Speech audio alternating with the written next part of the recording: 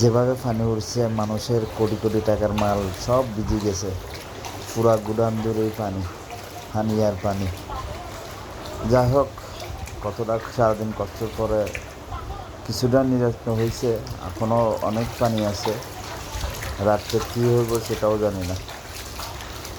দেখ, সবই আল্লাহর কাছে ফেলায় রাখছি, দেখি আল্লাহ কী করে।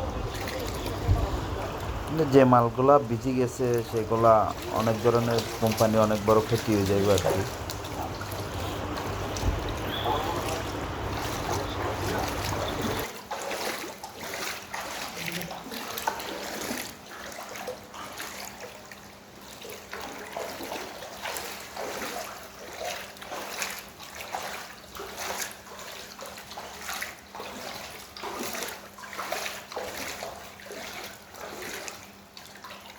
এতগুলা পানি হইলে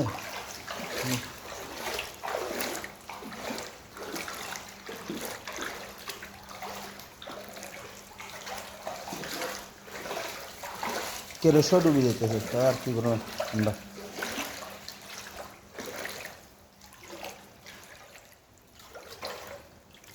এদিকে কেরোসো ডুবে যেতেছে।